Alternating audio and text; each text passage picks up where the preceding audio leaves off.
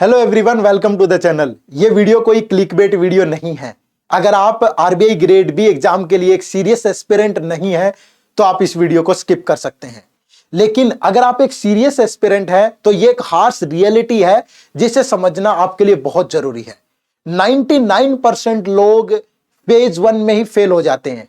आप सोच रहे होंगे कि सर ये तो स्वाभाविक है ना कि अगर बहुत सारे कैंडिडेट हैं, मिनिमम 2 लाख लोग अगर फॉर्म फिल करते हैं तो उसमें से 99% लोग तो बाहर हो ही जाएंगे क्योंकि सीट्स बहुत कम है। लेकिन उन 2 लाख में से कम 25 से 30 हजार बच्चा तो ऐसा होता है कि जो बहुत सीरियसली इस एग्जाम को प्रिपेयर करता है, जिनका फेज 2 बहुत अच्छा है, जिनका फेज 1 भी अच्छा है, क्वांट रीजनिंग बहुत अच्छे से पढ़ा है, प्रैक्टिस किया है। लेकिन फिर भी बहुत सारे ऐसे एस्पिरेंट है जो फेज 1 में फेल हो जाते हैं। उसके पीछे की वजह है क्योंकि वो उस प्रॉपर मिलने वाले टाइम का एग्जाम हॉल में उस 2 घंटे का बहुत अच्छे से यूज नहीं कर पाते। या बहुत सारे ऐसे एस्पिरेंट है जिनको समझ ही नहीं होती कि कौन सी चीजें हैं जो आपको डिस्टर्ब करेंगी एग्जाम हॉल में बैठ करके, वो उन चीजों पे काम नहीं कर पाते। तो ये वीडियो आपके लिए खास है क्योंकि यहां पे आज हम डिस्कस करेंगे कि फेज 1 एग्जाम के अंदर 99% लोगों के फेलियर की पीछे की वजह क्या है, वो सारी चीजें। तो स्टार्ट करते हैं सबसे पहले क्वांट और रीजनिंग से। मैं अगर फेज 1 एग्जाम की बात करूं तो फेज 1 2023 एग्जाम की जो फेज 1 की जो ओवरऑल कट ऑफ थी वो 54.25 थी। और अगर क्वांट और रीजनिंग की बात करें तो यहां पे सेक्शनल कट ऑफ 4.5 और 9 मार्क्स थी। तो आप सोच रहे होंगे कि इतना क्या मुश्किल है सर, अगर ओवरऑल कट ऑफ 54.25 और क्वांट में सिर्फ 4.5 मार्क्स लेने हैं, ये तो मेरा बाएं हाथ का खेल है क्योंकि मैंने क्वांट पढ़ रखा है, रीजनिंग मैंने पढ़ रखी है, मैंने बैंकिंग एग्जाम्स के लिए प्रिपेयर किया था, मेरी रीजनिंग तो बहुत अच्छी है। लेकिन एक पर्टिकुलर एग्जाम की एक नीड होती है और अगर आपने उस नीड पे काम नहीं किया, उसके पैटर्न को नहीं समझा तो आप फेल होंगे। और बहुत सारे ऐसे एस्पिरेंट भी हैं। 2023 का फाइनल रिजल्ट आने के बाद जब मैंने बच्चों से बात की, जो सिलेक्टेड कैंडिडेट हैं जिनको 2-3 अटेम्प्ट लगे इस एग्जाम को क्लियर करने में, उन्होंने भी यही बोला कि सर हमने फेज 1 में ये गलती कर दी थी जिसकी वजह से मुझे अगला अटेम्प्ट देना पड़ा। यानी मुझे इन गलतियों को सुधारने में ही 2-3 अटेम्प्ट लग गए और उसके बाद मैं सफलता हासिल कर पाया। तो वो कौन सी गलतियां हैं उसी पे काम करेंगे हम। पहली चीज देखो, cut off, overall cut off इतनी है लेकिन यहां पे इतने मार्क्स लेना भी एक बहुत बड़ा चैलेंज है बच्चों के लिए। क्यों चैलेंज है जानते हैं। पहली चीज देखो, पहली चीज यहां पे क्या है कि आपको पढ़ना क्या है, स्टडी। कि जब आप प्रिपेयर करें तो आपको पढ़ना क्या है। जो सबसे पहली चीज पे हम यहां पे फोकस करें तो बच्चे क्या करते हैं कि इसको इजीली लेते हैं। Do not take it easy. अगर आप समझ रहे हैं कि सिर्फ इतने से मार्क्स लेने हैं और मेरे क्वांट में कैलकुलेशन ठीक ठाक है, रीजनिंग में भी मैं कुछ क्वेश्चन बना ले रहा हूं, तो आपको यहां पे हल्का लेने की गलती मत करें। बहुत सारे कैंडिडेट ऐसे भी हो सकते हैं जो बैंकिंग एग्जाम्स के लिए प्रिपेयर करके आए हों या एसएससी के लिए प्रिपेयर करके आए हों, उनको लगता है कि शायद वही पैटर्न यहां पे भी रहता है तो इसको बनाना बहुत आसान है। तो यह गलती मत करिएगा, ये इजी एग्जाम नहीं है।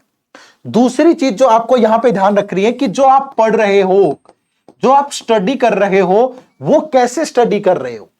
ठीक है, आप बहुत सारे जो बच्चे होते हैं उनका टारगेट होता है कि क्वांट के अंदर अगर पेपर में 30 क्वेश्चन हैं तो वो 30 के 30 को ही टारगेट करते हैं, जो कि एक स्मार्ट अप्रोच नहीं है। और ये चीजें वो घर पे भी करते हैं। जैसे हमारे ही कोर्स के अंदर कुछ बच्चे हैं जिनसे मेरी बात होती है कैलेंडली कॉल पे, उन्होंने क्विज अटेम्प्ट की, 25 में से 20 क्वेश्चन सोल्व हो गए और 5 सोल्व नहीं हुए तो बहुत डिमोटिवेट हो जाते हैं। मुझे पता है उसके पीछे की वजह क्या है, क्योंकि अगर एक चीज कहीं अटक जाती है तो वो मन को परेशान करती है। लेकिन ये एक स्मार्ट अप्रोच नहीं है। अगर 25 में से 20 क्वेश्चन बन जाते हैं, 5 क्वेश्चन देखो कमियां कहां रही उसे सुधारिए, लेकिन उससे ये नहीं है कि आप डिमोटिवेट हो जाएंगे। आपको 100% स्कोर नहीं करना है, इतना टाइम भी नहीं है पेपर के अंदर कि आप इन 30 क्वेश्चंस को, क्योंकि जो सेक्शनल टाइम है वो 25 मिनट है, इस 25 मिनट में आप इन 30 क्वेश्चन को पढ़ भी नहीं सकते, इतना टाइम भी नहीं है पेपर में, क्योंकि पेपर का लेवल बहुत अच्छा है। तो जब आप प्रिपरेशन करें, जब आप पढ़ें तो इन चीजों को ध्यान में रखें। पहली चीज जो आपको ध्यान में रखनी है वो क्या कि आपको लिमिटेड टॉपिक पढ़ने हैं सिर्फ। ठीक है, आप कभी भी अपना टारगेट 30 क्वेश्चन मत रखिए, आप अपना टारगेट सिर्फ 10 से 15 क्वेश्चन रखिएगा कि आपको सिर्फ क्वांट में इतने ही क्वेश्चन सोल्व करने हैं।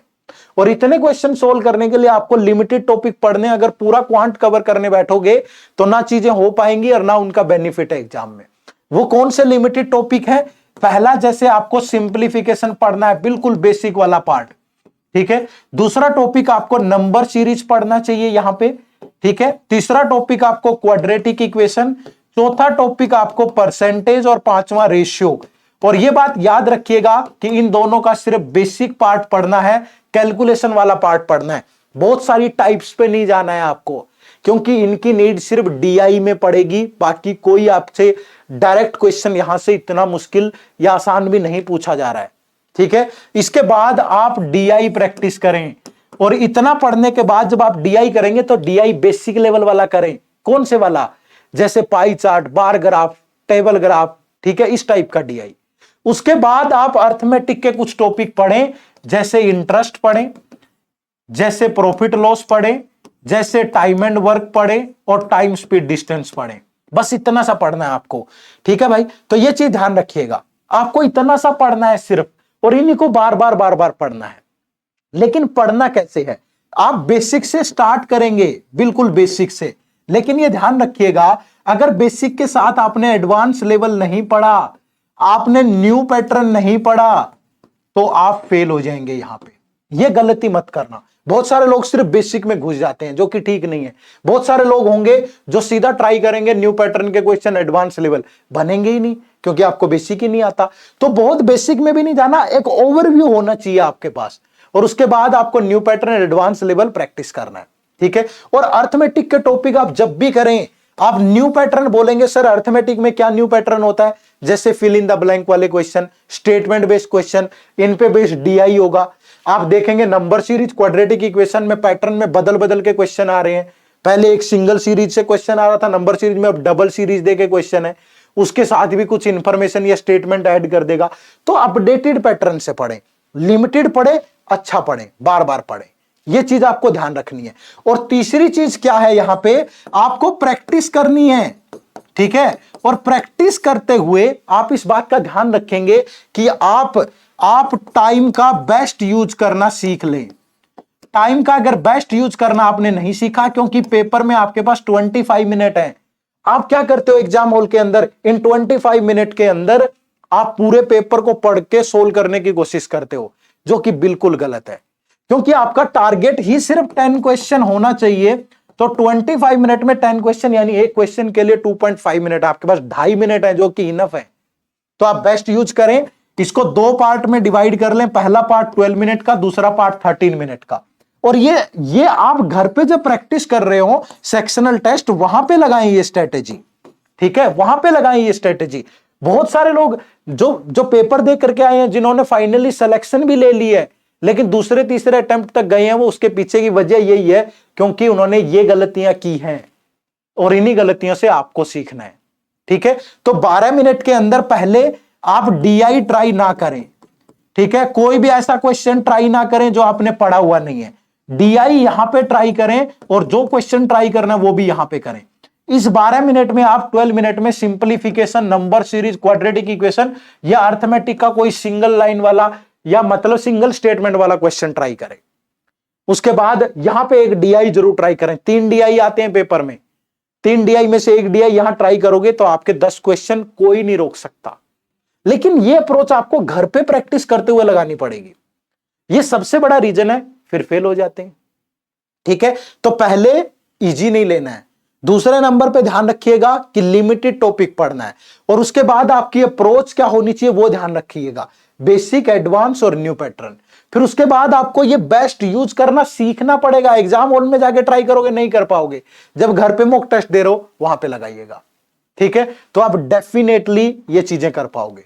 उसके बाद अगर मैं रीजनिंग की बात करूं तो रीजनिंग में 9 कट ऑफ है, लेकिन 9 मार्क्स के लिए अप्रोच तो यही रहेगी, आपकी यही अप्रोच रहेगी कि इजीली नहीं लेना है, स्टडी अच्छे से करनी है। लेकिन यहां पे टॉपिक्स को प्रायोरिटाइज कर देता हूं, जो तीन पार्ट में मैं डिवाइड करता हूं इसको। ये बेसिक टॉपिक है, ये सीटिंग अरेंजमेंट और पजल है, और तीसरा पार्ट जो होगा वो क्रिटिकल रीजनिंग का होगा यहां पे, ठीक है, क्रिटिकल रीजनिंग वाला पार्ट होगा।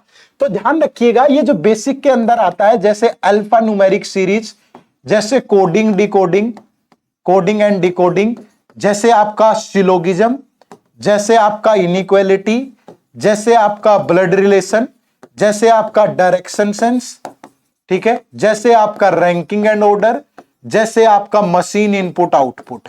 ये टॉपिक से 20 क्वेश्चन आते हैं पेपर में, और ये आपके इतने पक्के होने चाहिए कि इनमें से कभी भी कोई चीज फंसे ना। ठीक है, सीटिंग अरेंजमेंट और पजल सारा प्रैक्टिस का गेम है, आपको लगातार प्रैक्टिस करनी पड़ेगी तभी आ पाएगा ये। और क्रिटिकल रीजनिंग पे ज्यादा ट्रस्ट करना आज के टाइम पे ठीक नहीं है। मैं एक एस्पिरेंट भी रहा हूं, मैं एक फैकल्टी भी, मैं आपको बता रहा हूं, इस टॉपिक से आप अपना थॉट, एक तो एग्जाम हॉल में प्रेशर होता है, फिर आप अपने दिमाग की उपज लगाते हो और सामने वाले का कोई और लॉजिक होता है और क्वेश्चन डेफिनेटली गलत हो जाता है। तो अगर आपको भरोसा हो 100%, और ये भरोसा कब पैदा होगा, जब आप 45 मिनट का बेस्ट यूज करेंगे। ठीक है, यहां भी 45 मिनट है, तो यहां भी मैं आपको बोलूंगा कि इसको भी 2 पार्ट में डिवाइड कर लें, 25 मिनट 20 मिनट। इस 25 मिनट में सीटिंग अरेंजमेंट और पजल को टच ना करें, यहां पे सिर्फ ये वाला पार्ट करें, सिर्फ ये वाला पार्ट। और फिर उसके बाद आप इन 20 मिनट में 1 या 2 पजल या सीटिंग अरेंजमेंट वो ट्राई करें। आप देखेंगे कि यहीं पे आपने कट ऑफ को निकाल लिया, आराम से 10 से 15 क्वेश्चन सोल्व कर लिए, आप निश्चिंत हो गए हैं। और उसके बाद 20 मिनट में आप यहां पे बेस्ट यूज कर पाएंगे। इससे बढ़िया कुछ भी नहीं हो सकता। लेकिन ये चीजें घर पे करनी शुरू करनी पड़ेगी। और यहां भी आपको ये ध्यान रखिएगा, यहां भी आपको न्यू पैटर्न के क्वेश्चन जरूर करने पड़ेंगे।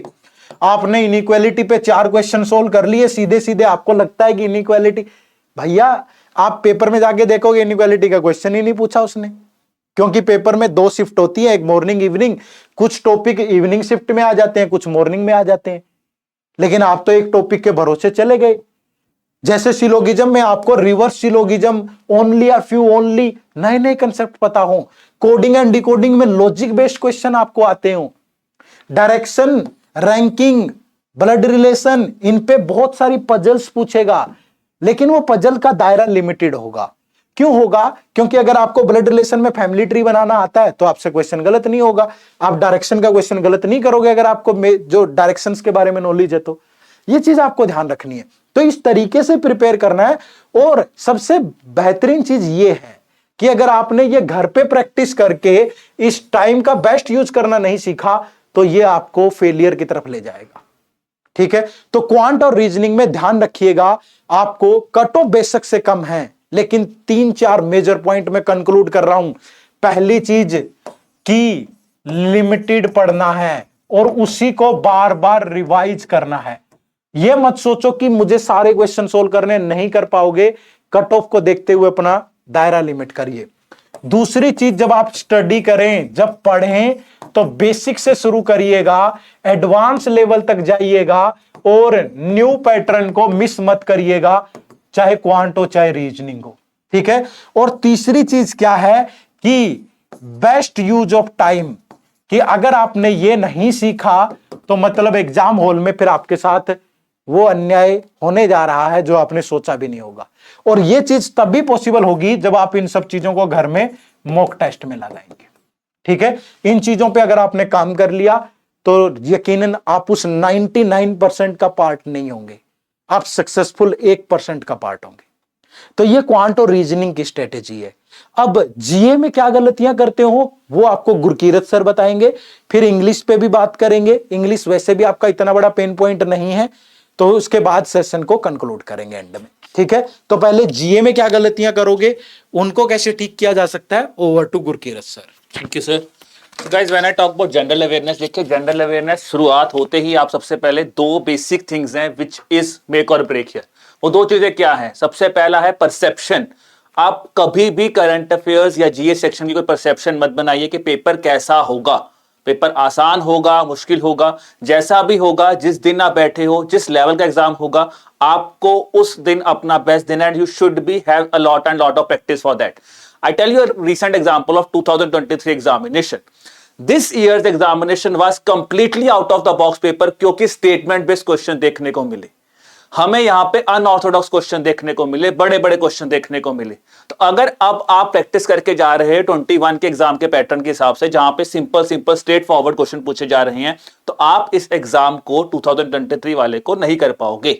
क्योंकि आपका परसेप्शन है कि पेपर जीए में आसान आता है और मुझे तो बहुत ज्यादा मार्क्स लेके आने हैं, जीए ही मेरा कट मेक और ब्रेक हो जाएगा। दूसरा चीज क्या है, वन थिंग जो मुझे हर रोज मेल भी आती है, कॉल भी आता है कि करंट अफेयर को लेके main problem is that you are always under confident. आपको अपने आप पे ये कॉन्फिडेंस ही नहीं है कि मुझसे ये हो जाएगा। तो वो क्यों नहीं है, आपको स्टार्ट तो कीजिए उस चीज को और परसेप्शन मत बनाइए। तो सबसे पहले चीज whenever you think about general awareness is, अगर आप रिसेंट पैटर्न को देखते हो तो मैं बोलूंगा सबसे पहले अपने दिमाग में ये एक चीज फिट कर लीजिए that what is the target score you are aiming in general awareness section. आपका जीए बहुत ही अच्छा है, मतलब फाड़ू है जीए, तो टारगेट स्कोर क्या होना चाहिए? Looking at the recent pattern, आपका target score should be 40 to 45। और ये मैं उस बच्चे का टारगेट स्कोर बोल रहा हूं जिसका जीए बहुत ज्यादा बढ़िया है। आपको पता है कि मैं जीए में से ही मैक्सिमम नंबर लूंगा।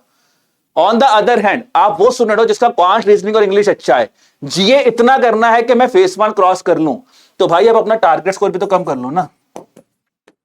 Y to go for 80, 30 to 35 ले लीजिए। तो पहला चीज है टारगेट स्कोर। अब इस टारगेट को अचीव कैसे करना है, बेसिक थिंग्स मैं आपको बार बार बता चुका हूं, वो मैं दोबारा छोटा सा फटाफट में क्विक रिवीजन कर दूंगा कि टाइमलाइन क्या होगा। टाइमलाइन देखिए, अगर आप वो स्टूडेंट हैं, आपके पास एम्पल टाइम है, आप डेली के डेली पढ़ रहे हो, तो आप कोशिश कीजिए कि मैं 5 मंथ्स तक का करंट अफेयर्स पढ़ सकूं। अगर 5 मंथ्स नहीं जा सकते तो ये तो करना ही करना है, 3 मंथ्स बाय हुक और बाय क्रुक, ये तो करना ही करना पड़ेगा। दूसरा चीज, अब मैं यहां पे क्या पढ़ूं? प्रॉब्लम यहां पे आती है क्योंकि पढ़ तो सब रहे हो, पढ़ना कहां पे है? पढ़िए आप वो टॉपिक्स जो कि आपका फेस 1 और फेस 2 इंटीग्रेटेड है। Minimum that topic should be done, क्योंकि आपको सिर्फ फेस 1 में नहीं बैठना। अगर फेस 1 निकल गया तो भाई फेस 2 में ईएसआई ऑब्जेक्टिव दोगे, एफएम ऑब्जेक्टिव दोगे, डिस्क्रिप्टिव लिखोगे, तो क्या बैठ जाओगे कि बस सिर्फ फेस 1 हो गया? फिर यहां पे इन टॉपिक्स पे फोकस कीजिए, because majority of questions the trend is seeing is कि फेस 1 फेस 2 रिलेटेड क्वेश्चंस अब ज्यादा आने शुरू हो चुके हैं। यहां पे प्रायोरिटी शुड बी स्कीम्स, आपका आरबीआई नोटिफिकेशंस पढ़िए, उसके बाद थर्ड पे आप पढ़िए करंट अफेयर्स और फोर्थ नंबर पे पढ़िए रिपोर्ट्स। और अगर आरबीआई की रिपोर्ट्स हैं तो जो सिलेबस में मेंशन है उनको आप पढ़ लीजिए इन योर सेकेंड प्रायोरिटी। ये होना चाहिए आपका प्रायोरिटी ऑर्डर। अब स्कीम्स कैसे पढ़े या रिपोर्ट्स कैसे पढ़े, नोटिफिकेशंस कैसे पढ़े, इसके लिए भी सबसे इंपॉर्टेंट पॉइंट बता रहा हूं। कभी भी जीए को क्रैम मत करना, रट्टा मारोगे भूल जाओगे, नहीं याद होने वाला। ये फ्रैंक रियलिटी है और मैक्सिमम बच्चे यही गलती कर रहे हैं, जीए रट्टा मार लेते हैं। नहीं मारना, नहीं नहीं नहीं मारना। करना क्या है, you have to start understand the current affairs, that is the main thing. Understand कीजिए। अंडरस्टैंड कैसे करना है, कोई स्कीम आई उसको प्रैक्टिकल वे में सोचो, that is how you will be able to solve the statement based questions. आपके case study वाले सवाल जो आ रहे पूछे जा रहे हैं, बड़े बड़े सवाल पूछे जा रहे हैं कि सर स्कीम ही नहीं पता कौन सी है, क्योंकि अंडरस्टैंडिंग ही नहीं है। अगर मैं आज आपसे पूछूं कि गवर्नमेंट ने एक स्कीम लॉन्च की है जिसका पर्सपेक्टिव है कि हम अपने गोल्ड रिजर्व्स को मैनेज भी करना चाहते हैं और उसके साथ साथ हम कहीं ना कहीं बेटर ग्रोथ के लिए गोल्ड में लोगों को इन्वेस्ट भी करवाना चाहते हैं, तो अगर मैं अब आपको स्कीम का नाम पूछूं, मैक्सिमम लोग जिन्होंने क्रैम किया हुआ है वो बोलेंगे सर हमें तो स्कीम का नाम ही नहीं पता। अगर आपने अंडरस्टैंड किया तो आपको पता है ये ब्रॉडर पर्सपेक्टिव की स्कीम है, सॉवरेन गोल्ड बॉन्ड स्कीम। फिर अगर मैं पूछूंगा कि एचयूएफ एलिजिबल है, persons of Indian origin eligible नहीं है, इतना डिमांड ड्राफ्ट दिया जाएगा। अगर आपने स्कीम का बेसिक पॉइंट समझा है तो आप ये क्वेश्चन कर पाओगे, नहीं तो नहीं कर पाओगे। तो आपकी अंडरस्टैंडिंग होनी बहुत जरूरी है। Same goes for RBI notifications. Examiner आपको सिंपल स्ट्रेट फॉरवर्ड सवाल नहीं पूछ रहा, वो पूरा बैकग्राउंड देख के ही will be asking you some basic terms also. और अगर आपने आरबीआई नोटिफिकेशंस में बेसिक टर्म्स पढ़ी हैं, फाइनेंस करंट अफेयर्स में आपको बेसिक टर्म्स पता है related to current affairs, then only you can solve this questions here. तो अंडरस्टैंडिंग हो गया पहला पार्ट। दूसरा पार्ट आपको क्या करना है, जब भी आप करंट अफेयर्स पढ़ते हो, that is known as revision. Revision is the main thing. तो देखिए, अब जब भी जितना भी पढ़ते हो, सोने से पहले एक स्मॉल शॉट ऑफ रिवीजन करो। रिवीजन का मतलब क्या है, मैं ये नहीं कह रहा आप दोबारा डॉक्यूमेंट पढ़िए, जितना याद है उसको एक सम ऑफ पेपर पे सम अप कर दीजिए कि आज मैंने इतना पढ़ा और मुझे ये चीजें यहां पे याद है।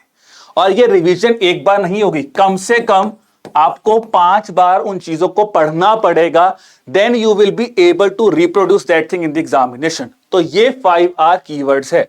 और इस 5R से आपको क्या मिलेगा, सबसे पहले आपको पता चलेगा कि कौन से कीवर्ड्स हैं where you have to focus on. Then based on this 5R you will be able to make your स्वॉट एनालिसिस। और ये सबसे इंपॉर्टेंट है जीए में, आपको पता होना चाहिए कौन सा एरिया आपकी स्ट्रेंथ है, कौन सा एरिया आपका वीक एरिया है, कौन सा एरिया ऐसा है जहां पे अगर आप मेहनत करोगे तो आपको पता है कि आप एक अच्छा स्कोर ले सकते हो, और कौन सा एरिया ऐसा है जो आपको देखते सार ही पता है कि मुझे ये एरिया टच नहीं करना। फॉर एग्जाम्पल आपको एग्जाम में कई क्वेश्चंस अनऑर्थोडॉक्स देखने को मिलेंगे। जैसे एल नीनो पे क्वेश्चन पूछा, उन्होंने पूछा कि इंडिया ने कितने रनों से वेस्ट इंडीज को हराया। These are type of questions जो आपको छोड़ने ही छोड़ने, अगर एग्जाम में देखने को मिल गए भाई छोड़ दो ये सवाल, कोई नहीं करेगा यह सवाल, टाइम वेस्टेज सवाल है वो, छोड़ दो, नहीं करने। तो ये है आपके थ्रेट क्वेश्चंस कि भाई ये नहीं करने, टाइम वेस्ट करवा रहा है। स्ट्रेंथ क्वेश्चन, मेरे को पता है कि मेरा ईएसआई करंट अफेयर स्ट्रांग है, मेरा फाइनेंस करंट अफेयर स्ट्रांग है, मेरा जीए वीक एरिया है, तो जीए मेरा अपॉर्चुनिटी बनेगा। उसको मैं इतना पढ़ूंगा कि मैं जीए के सारे सवाल ना करूं, कुछ सिलेक्टेड सवाल जो बहुत स्ट्रेट फॉरवर्ड है मैं उनको अटेम्प्ट कर सकूं। तो ये चीज करनी पड़ेगी। और इसके लिए जब आपने कीवर्ड्स ढूंढे, आपने स्ट्रेंथ किया, अब आपको क्या करना है, प्रैक्टिस। स्ट्रेंथ को और स्ट्रेंथ बनाओ, वीकनेस को इंप्रूव करो, और जो अपॉर्चुनिटी आपको मिल रही है उसको ग्रैब कैसे करोगे, जब आप maximum number of questions practice करोगे। तो ये 3 चीजें तो आपको करनी ही करनी है। Now there are many students who do these things also, but यहां पे कमी कहां पे आती है, कमी आती है जी आपके थर्ड पिलर पे, जिसको बोला जाता है discipline. I have seen many students who are doing good in current affairs, but वो डिसिप्लिन्ड वे में नहीं पढ़ रहे हैं। डिसिप्लिन्ड वे में पढ़ने का मतलब क्या है कि अगर आपको पता है कि मुझे आज के दिन में एक स्कीम पढ़नी है, एक नोटिफिकेशन पढ़नी है, एक करंट अफेयर्स पढ़ने हैं, तो मुझे वो डिसिप्लिन आज नहीं, कंसिस्टेंसी के साथ हर रोज पढ़ना है। That is the main thing. और डिसिप्लिन में सबसे इंपॉर्टेंट पॉइंट क्या आ जाता है, सिंगल सोर्स से पढ़िए। यहां पे भी एक इनडिसिप्लिनेबिलिटी खड़ी हो जाती है। You start with one source, आपको दूसरा सोर्स मिला कि यार सर उसमें ना आपने कुछ नहीं पढ़ाया, उन्होंने पढ़ाया, आज मैं उसको देखूंगा। कल को आपने तीसरा सोर्स देख लिया, आप सोर्सेस के आगे पीछे घूमते रहोगे और बस दो, तब तक गाड़ी निकल जाएगी और पेपर फेज 1 हो जाएगा, and then your next attempt will come, और फिर आपको रिग्रेट होगा। वो रिग्रेट मत करो। तो आपको डिसिप्लिन्ड वे में प्रॉपर तरीके से पढ़ना है with regards to current affairs. And the last most important thing is, जब आप ये सब चीजें कर रहे हो, अब आपके आते हैं जिसको आप बोलते हो सेक्शनल टेस्ट, या फिर आप बोलते हो mock test. Sectional test and mock test, GA में आप जितने क्वेश्चंस प्रैक्टिस कर सकते हो उतने कीजिए, बट सबसे पहली चीज क्या ध्यान रखनी है, जिस सोर्स को भी आपने अपना प्राइमरी सोर्स चुना है, पहले आपको वो सोर्स बहुत ही अच्छी तरह पढ़ना है, उसके हर एक क्वेश्चन को समझना है, गलती हुई तो कहां पे गलती हुई, क्या मैंने वहां से सीखा है, प्रॉपर एनालिसिस आपके पास होना चाहिए। फोर्थ पार्ट इज, आपको वो क्वेश्चंस, अगर आपने 2 टाइम्स वो क्वेश्चंस कर लिए हैं, थर्ड टाइम पे वो क्वेश्चन को मत करो, बिकॉज तब तक आपको आंसर याद हो गए होते हैं, फिर उनका कोई फायदा नहीं, आप सिर्फ अपने आप को मोटिवेट कर रहे हो। नहीं, वो नहीं करना। उसके बाद go to the other channel, you have this thing with you, practice more and more number of questions. And last but not the least, अगर मैं की टेकअवेज की बात करूं with respect to general awareness section, guys, सबसे important point from which with the mind you have to prepare is, first be confident on yourself. आपको अपने आप पे कॉन्फिडेंस होना चाहिए कि मैं ये सेशन कर लूंगा। दूसरा चीज, आप अपने आप को कभी भी इस परसेप्शन के साथ मत बैठे कि उस दिन एग्जाम में क्या होने वाला है, क्योंकि वो किसी को नहीं पता। पेपर आसान आएगा तो वो सबके लिए आसान है, पेपर मुश्किल आएगा वो सबके लिए मुश्किल है। जीए सेक्शन में स्टेटमेंट बेस्ड क्वेश्चन आए तो वो सभी के लिए आएंगे, क्वेश्चंस के अटेम्प्ट कम होंगे। बट जब आप प्रैक्टिस कर रहे हो, आपको प्रैक्टिस ऐसी करनी पड़ेगी कि आपको अपने दायरे में उन 25 मिनट्स का यूटिलाइज करना आना चाहिए। That is the thing. जैसे वीडी सर ने आपको क्यूआर के लिए बताया, अगर मैं जीए में बात करूं तो guys that should be ब्रेकन into a part of 10, 10 and 5 minutes, 10, 10 और 5। पहले 10 minute look at the questions. आपको जो क्वेश्चन में नहीं, बड़े क्वेश्चन है छोड़ दो, start pursuing out the question. जो वन लाइनर क्वेश्चन है उनको देखो, फटाफट में जो क्वेश्चन आ रहा है उनको सॉल्व कर लीजिए, क्योंकि कट ऑफ यार 12 नंबर है, तो पहले 10 मिनट में 12-15 सवाल तो कर लोगे ना आराम से। पहले आप अपनी कट ऑफ निकालो। Second, start focusing on those questions which you have an idea, you have read. आपको पता है कि ये मेरी स्ट्रेंथ का क्वेश्चन है, मुझे ये क्वेश्चन आता है तो मैं कर लूंगा, उनको करो। आखिरी 5 मिनट्स वो क्वेश्चन के जिसका आपको थोड़ा सा आइडिया है कि हां मैंने सुना है, let me give it a chance, but वो क्वेश्चन होंगे आखिरी 5 मिनट में। बट ये 5 मिनट का मतलब नहीं, क्योंकि बहुत बच्चों के इन 10 और 5 में भी कंफ्यूजन हो जाता है कि सर मेरे पास टाइम ही नहीं है। आपको स्कोर हमेशा अपने टारगेटेड क्वेश्चंस को अटेम्प्ट करने का रखना पड़ेगा। आपको पूरे 80 क्वेश्चंस नहीं करने, 50 क्वेश्चन का टारगेट है। अगर इसमें कर रहे हो तो मैं बोलूंगा पहले 20 to 25 क्वेश्चंस इसमें कोशिश करो, अटेम्प्ट कर लो जो आपको आते हैं, फिर 20 to 25 क्वेश्चंस यहां पे अटेम्प्ट कर लीजिए जो आपको लग रहा है आप कर पाओगे। तो अप्रोक्सीमेटली 50 क्वेश्चंस हो चुके हैं, और लास्ट के 10 to 15 क्वेश्चंस आप यहां पे देखिए जो आपको पता है कि इस पे मैं अटेम्प्ट दूंगा। और पेपर में definitely there will be 10 to 15 questions on which you have to take up a call, this is something I do not know, have an idea, छोड़ दो उस क्वेश्चन को। तो इस तरह से आप अपने जीए को बेटर कर सकते हो, जो कि स्टूडेंट्स ने भी किया है।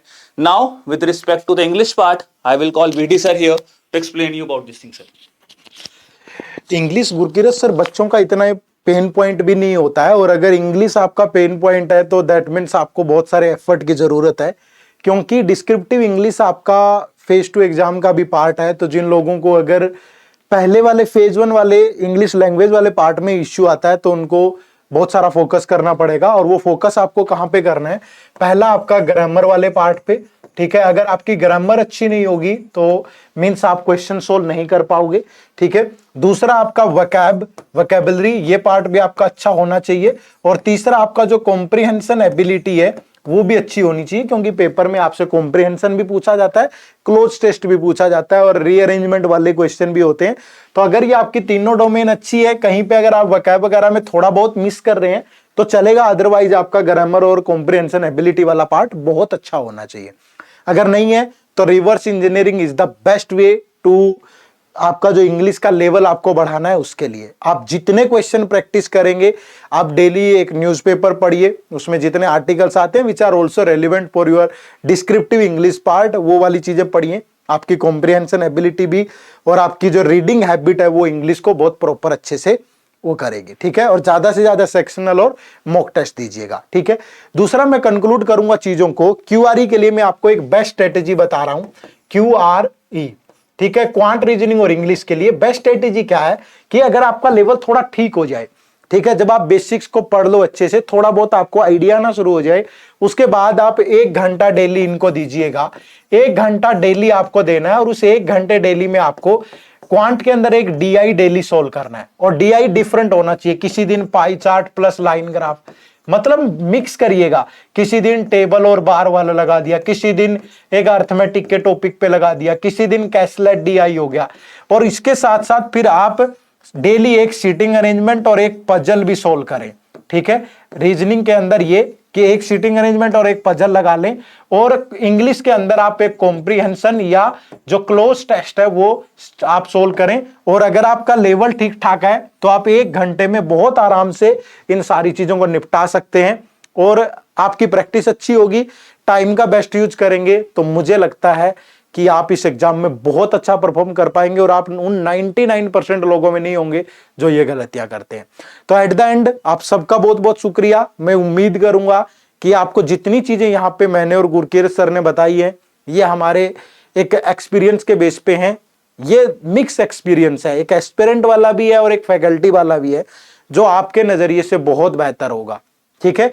लेकिन एट द एंड पेपर आपको देना है बच्चे, जॉब आपको मिलेगी।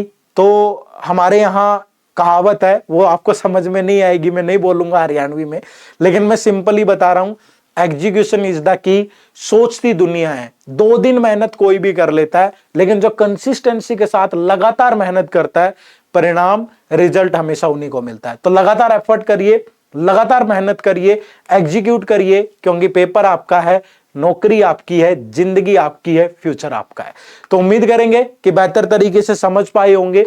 एट द एंड, अगर अभी तक आपने हमारा चैनल सब्सक्राइब नहीं किया है तो सब्सक्राइब कर लीजिए, हमारा टेलीग्राम चैनल ज्वाइन करिएगा। और ये एक कॉम्प्रिहेंसिव गाइड बुक है आप लोगों के लिए। अगर आप इस एग्जाम को अभी प्रिपेयर करना आपने शुरू किया है तो ये आपकी एक बेटर अंडरस्टैंडिंग डेवलप करेगी to related to RBI grade B exam manager. ठीक है, इसमें आपको आपके एग्जाम का सिलेबस, प्रीवियस ईयर क्वेश्चन और स्ट्रेटेजी सब कुछ मिलेगा। और हमारे कोर्सेज का जो लिंक है वो भी इसी वीडियो के डिस्क्रिप्शन में है, जाकर के आप उन्हें भी ज्वाइन कर सकते हैं। कुछ सैंपल मटेरियल आपको मिलेगा। एक भरोसे के साथ आइएगा, क्योंकि भरोसा ऐसी चीज है जो आपको बिल्कुल अर्श से फर्श पे भी ले जा सकता है और फर्श से अर्श पे भी ला सकता है। अगर आप किसी भी चीज में ट्रस्ट नहीं करते, बिलीव नहीं करते, तो डेफिनेटली आप उस चीज को कभी भी हासिल नहीं कर पाएंगे। अपने ऊपर लगातार कॉन्फिडेंस बना के रखें, एक पॉजिटिव एनर्जी के साथ मेहनत करें और कमेंट करके इस वीडियो में बताइएगा कि ये सेशन आपको कैसा लगा और नेक्स्ट वीडियो आप किस टॉपिक पे देखना चाहते हैं। कमेंट जरूर करिएगा। 2 कमेंट आपको अपनी तरफ से करने हैं। पहला कमेंट ये कि ये वीडियो आपको कैसी लगी, आपको इस वीडियो में कौन सा पार्ट अच्छा लगा। दूसरा, आपको ये बताना है कि आप नेक्स्ट वीडियो किस टॉपिक पे देखना चाहते हैं। तो अगली मुलाकात बहुत जल्दी होगी। आप सबका बहुत बहुत शुक्रिया। Thank you very much. जय हिंद, जय भारत।